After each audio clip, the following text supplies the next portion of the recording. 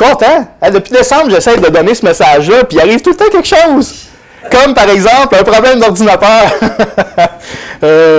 Puis, quand je prépare, je ne sais pas pourquoi, je ne sais pas si ceux qui se préparent pour donner des messages, c'est la même chose. Mais moi, quand je me prépare, j'ai tout le temps un problème d'ordinateur. Une fois, hein, c'était juste pas longtemps avant que je donne le message, j'avais tout perdu. L'ordinateur avait décidé que il plantait là, puis c'était fini. Fait que ma vie a été super vite depuis les... Oui, je sais, j'ai pris du café. Excusez. Fait que je suis vraiment très content de vous le délivrer. C'est comme une sorte d'espérance que j'avais depuis à peu près 6 mois. Qu'est-ce que la formation d'un chrétien? D'abord, on a su, il y a quelque temps, qu'un chrétien, c'était tout le temps un chrétien en formation. C'était tout le temps quelqu'un qui devait apprendre, qui devait avancer. Comme une ligne, un chrétien n'est pas le même quand il est né de nouveau, après 1 an, après 5 ans, après 10 ans. Selon le petit Larousse illustré, la formation, c'est l'éducation intellectuelle ou l'éducation morale. Tout part dans l'éducation de la tête ou tout part du cœur. Même si, parfois, la formation peut être très pratique. Tu sais, ça peut être seulement physique. Ça doit d'abord passer par la tête et par le cœur. Tout le monde a besoin de formation. Je vous regarde ici. La majorité d'entre vous savez marcher et savez parler. Vous avez donc eu des parents, ma bande de chanceux, qui vous ont appris ces choses-là. Tu sais, parfois, il manque certaines choses aux parents pour bien apprendre, mais les humains sont capables d'avancer comme ça par eux autres mêmes. Quand vous achetez une bébelle, n'importe quoi, là, tu sais, un outil. J'ai déjà vu un tournevis, il y avait de l'information pour savoir comment s'en servir. C'est vrai. C'était bizarre, mais c'était vrai. Lorsque vous travaillez, peu importe où, pour refléter l'esprit de l'entreprise, pour refléter ce que le patron voudrait vous donner, voudrait vous voir faire, le patron doit donner une formation. C'était chez nous, dans le dernier restaurant où j'ai travaillé, c'était comme ça. Puis on s'était aperçu qu'un cuisinier qui rentrait pour travailler avec les couteaux, s'il n'y avait pas eu de formation, 5 minutes, puis on l'envoyait à l'hôpital. Il se coupait, et gravement. Puis, moi, un couteau, je trouve pas ça si épeurant que ça, là. Tu sais? Mais eux autres, à cause du manque de formation, parce qu'ils ne savaient pas comment placer leurs doigts, parce qu'ils ne savaient pas comment travailler avec ça, automatiquement, on les envoyait à l'hôpital. Tout le monde a besoin de formation. Surtout un chrétien. Un chrétien doit toujours avoir besoin de formation. C'est comme quelqu'un qui roule à vélo. Pas de formation, c'est comme si vous arrêtiez de pédaler. À un moment donné, vous allez tomber. Une autre raison de continuer sa formation, c'est afin de se perfectionner. Quand on regarde un professionnel travailler, là, qu'est-ce qui vous surprend le plus? Pas grave, c'est pas grave. Qu'est-ce qui vous surprend le plus quand on regarde un professionnel travailler? Son habileté. Son habileté. Autre chose? Oui. Oui. Ce qui me surprend, c'est les deux ensemble. La facilité avec laquelle il peut faire plusieurs choses qui sont complexes. J'ai déjà vu des gens travailler avec 3 poêles dans leurs mains pour les faire sauter. Ça, c'était quelque chose que même moi, qui avait 10 ans d'expérience, je n'ai jamais essayé ça. Là. Moi, je n'ai pas de bouffe à scraper à ce point-là. Là. Mais ça avait l'air facile. Moi, j'ai déjà... c'est les écouteurs qui font ça? OK, c'est bon. Le café? Non. Aussi surprenant que cela puisse paraître, j'ai un diplôme en soudure. J'ai jamais travaillé là-dedans parce que j'étais pas bon. Mais je regardais les gens qui travaillaient là-dedans, les professionnels, ceux que ça faisait 10, 15, 20 ans. Puis eux autres, ça avait l'air tellement facile. Tu sais, ils pouvaient faire 2, 3 choses en même temps, qui souder, puis ils faisaient... Moi, j'avais tout le temps des problèmes avec mes soudures. Aussitôt que je travaillais un peu, je chauffais pas assez mon métal, puis les soudures finissaient par casser. On doit devenir des professionnels de Dieu. On doit devenir très, très à l'aise avec ce qu'on entend de la Bible. Savoir, ça, Ça, je suis à l'aise avec ça. Puis ça, je suis pas sûr de ce qu'on me raconte.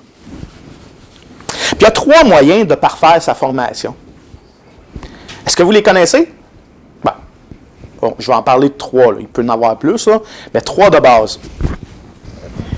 Lire sa Bible. Lire sa Bible, c'est bon? Prier. Prier, excellent. Un 3e. Fréquenter l'assemblée. Roger, tu devrais donner mon message. Oups, excusez, ça a peut-être fait trop fort. OK, on a lire sa Bible, prier, fréquenter une église. Ce sont les 3 moyens qu'une personne peut, qu'il a à sa disposition pour pouvoir se perfectionner, pour pouvoir se parfaire. Donc, aujourd'hui, on va commencer avec le premier, lire sa Bible. La Bible, l'Ancien, le Nouveau Testament. De ce temps-ci, on traficote pas mal, moi puis José, dans le Testament. Le Testament, c'est, tout le monde le sait, un document qu'on laisse pour qu'une personne puisse suivre les indications. Puis, ça ne se fait pas n'importe comment. À un moment donné, on a dû se présenter, on le savait, on le connaissait, mais on a dû quand même se présenter devant le notaire pour qu'il puisse nous faire la lecture et l'explication du testament d'Hélène, la mère de José. Puis, il nous a dit, il nous a expliqué, ça marche pas, ça c'est comme ça c'est comme ci. C'est la même chose avec la Bible. La Bible s'appelle l'Ancien Testament et le Nouveau Testament. Tout l'Ancien Testament est comme un entonnoir qui nous rapproche qui les rapproche de Christ. Tout ce qui s'est passé pointait vers notre Seigneur Jésus. Puis après ça, ben, avec la grâce, c'est l'explosion, le Nouveau Testament qu'il y a eu. Tout mène à Christ. Puis,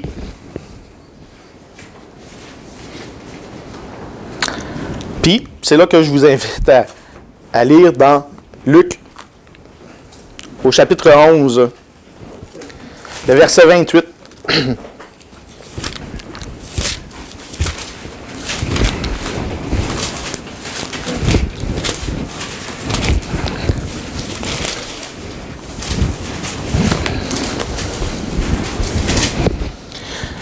Pour faire un peu une mise en contexte, là, Jésus est là, puis il parle, puis à un moment donné, il y a une femme qui se lève, qui dit « Heureux le sein qui t'a porté, puis heureux la femme qui t'a élevé. » Ouais, c'est ça, la femme qui t'a allaité.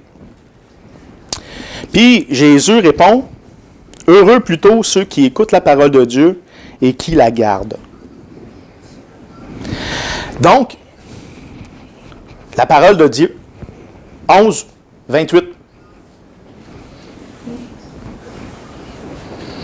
C'est bon? Excellent. La parole de Dieu doit être écoutée et gardée. Un peu plus loin aussi, Jésus parle de Jonas. Donc, Jésus cite régulièrement la Bible. Jésus cite Jésus cite les gens qui font partie de l'Ancien Testament, puis ils croyaient fermement. Donc, ils croyaient dans toute la Bible.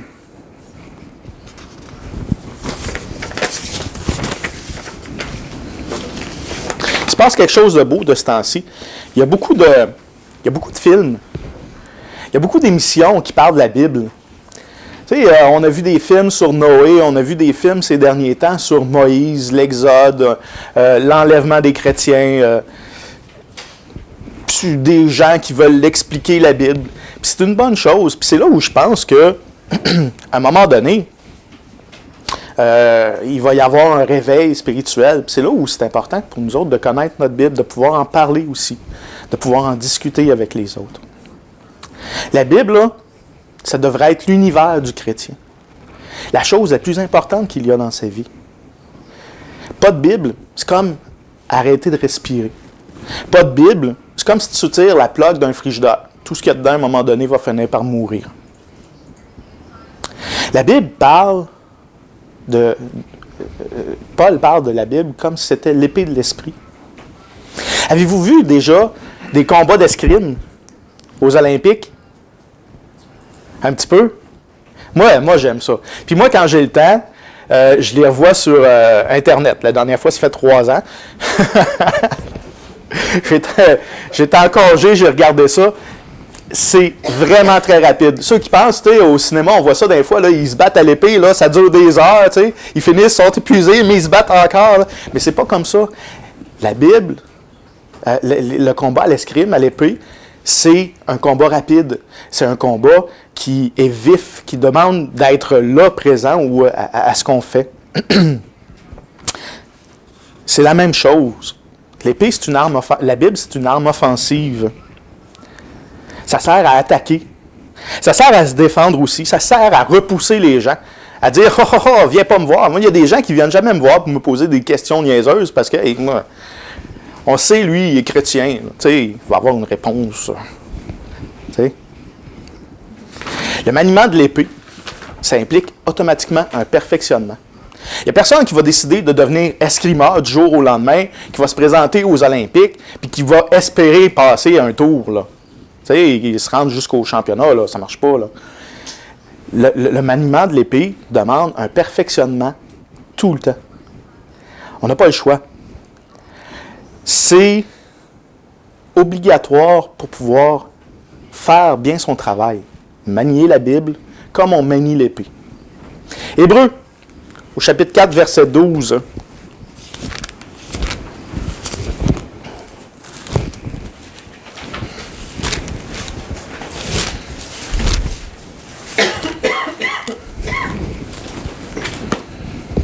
Hébreux, au chapitre 4, verset 12, nous dit « Car la parole de Dieu est vivante et efficace, plus tranchante qu'une épée quelconque à 2 tranchants, pénétrante jusqu'à pénétrer âme et esprit, jointure et moelle. Elle juge les sentiments et les pensées du cœur. » Dieu, un jour, va juger. Puis, nous aussi, nous allons passer par là. Mais la Bible nous sert à nous perfectionner, à nous faire avancer. Quand on lit notre Bible, on peut s'apercevoir que, ici, j'ai quelque chose à travailler. Je devrais avancer là-dedans. Dieu essaye de me dire quelque chose. Il faut que je fasse quelque chose. À quelle fréquence on devrait lire notre Bible? Jésus nous a dit, « L'homme ne vivra pas de pain seulement, mais de toute parole qui sort de la bouche de Dieu. » J'ai-tu passé quelque chose? Non? Ça va? OK. Puis, quand on mange, moi, personnellement, ça me prend un pain au moins par jour. Ben, pas le quart de pain, là, mais quelques tranches, là, tu sais. C'est comme une journée sans soleil, hein? C'est pas pareil. Puis, c'est ce vers quoi on devrait tendre. Un petit peu à tous les jours. Puis, je vais insister sur le petit peu, parce que moi, mon médecin m'a dit qu'il fallait que je réduise mon pain. Un petit peu à tous les jours, ça va devenir comme une habitude. Ça va devenir de plus en plus facile. Je l'ai dit tantôt, 3 mois pour prendre une habitude. Puis pour se rendre là, c'est facile d'abandonner. C'est facile de lâcher prise. Mais il ne faut pas lâcher, il faut continuer. C'est en y allant graduellement qu'on va finir par ne plus être obligé de se forcer, de trouver du temps. Parce que ça va venir tout seul. Ça va se cadrer dans notre horaire facile. Plus on va parler de la Bible, plus il va y avoir de détracteurs. Il y a toujours un expert qui va lever la main et qui va dire « Ouais, c'est pas nécessairement vrai. » Mais nous qui sommes croyants, devons faire comme Jésus a fait, confiance à la Bible. Si nous avons des questions, j'aimerais qu'on essaye ça, René, à un moment donné. Quand vous lisez, puis que vous tombez sur quelque chose que vous ne comprenez pas. Moi, j'en ai quelques-uns. Hein? José aussi. J'aimerais ça qu'on les ramasse à un moment donné, puis qu'on fasse un temps pour ça. Tu sais, un temps de prédication, mettons, tu remplaces ça par des questions qu'on se pose sur la Bible. Ça vous intéresserait-tu? Oui? Fait que, voici votre devoir, en plus de lire, là, voici votre devoir pour les prochaines semaines, quand vous voyez un texte que vous avez un problème avec. Puis c'est normal, là. OK? Donc, vous n'êtes pas des extraterrestres, là. Moi, Moi, j'en ai des questions, en tout cas. Ben, je vous les amènerai si jamais je suis tout seul, là. Mais ramassez-la. Puis à un moment donné, on va céduler ça dans le courant de l'automne. Serait-tu faisable? Après vous. Ah oui, t'aimerais ça être là? Fait qu'après les vacances de René, quelque part au mois de tu pars quand? En octobre? En septembre? Quelque part en octobre. Fait que gardez vos questions précieusement. Faites pas de recherche. Tu sais, je suis sûr qu'avec l'expérience, on a Gaétan. Puis on a Bill. Prends pas ça de même, Bill. Mais je suis sûr qu'à l'expérience qu'on a ici, on va être capable de dénouer. Puis si jamais on ne trouve pas les questions, ben on va les prendre en note puis on va aller faire des recherches pour. Donc, si vous tombez sur un nœud, plutôt que de douter, marquez-le, puis on va faire les recherches pour ça. C'est sûr qu'il existe une réponse. Fait qu'il y a des experts qui posent tout le temps des questions. Ils remettent tout en question. Mais qu'est-ce que c'est un expert en réalité? Moi, j'ai déjà vu un expert en vin, un œnologue, se pointer de quelque part et dire « Oh, moi, je connais ça du vin. » Puis, ils ont une personne qui ne connaît pas ça. Puis, les personnes qui voulaient tester les experts avaient mélangé les vins. Autrement dit, ils avaient pris de la piquette, puis ils avaient mis ça dans une grande bouteille, puis ils avaient mis le grand vin dans la bouteille de la piquette. Ils ont présenté ça devant les deux personnes. Oh, moi, la personne qui ne connaissait pas ça, elle disait « Oh, moi, j'aime mieux la piquette. » L'autre disait « Oh, ben non, vous ne connaissez pas le vin, madame. » Fait il avait tort. Puis il s'était grandement trompé.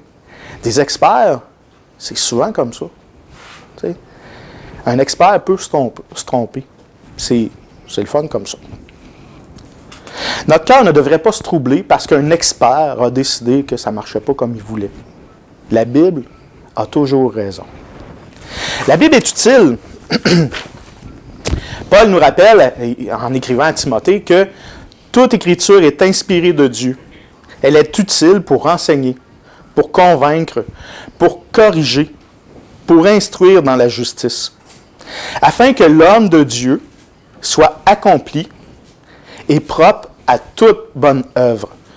C'est en 2 Timothée 3,16. Donc, l'homme de Dieu qui est décrit ici, c'est pas mal nous autres, je pense. Bien, il y a des femmes aussi, mais je pense que l'homme est pris dans un sens général. Elle est utile pour nous. C'est notre nourriture. Là, je finis ici. Parce que j'ai-tu dépassé mon temps? Non? OK, ça va bien. La Bible est là. La Bible existe pour nous livrer les pensées de Dieu. Tout ce qu'on a besoin de savoir sur Dieu est écrit dans la Bible. Ça nous sert de rapprochement à lui, pour lui. Ça nous sert aussi pour nous perfectionner, pour affiner notre chrétienté, nous affiner comme personne aussi. La Bible, c'est la base du chrétien. Sans la Bible, on reste des chrétiens qui stagnent puis qui tombent. Il faut avancer, comme en vélo. Je comprends qu'il y a des gens trop occupés, mais ça vaut la peine de travailler là-dessus. Ça vaut la peine collectivement, parce qu'on va grandir dans notre spiritualité, puis on va devenir des hommes, des femmes de Dieu qui sont prêtes à manger de la viande que Dieu nous fournit. Elle est vivante. Elle est efficace. Elle change des vies.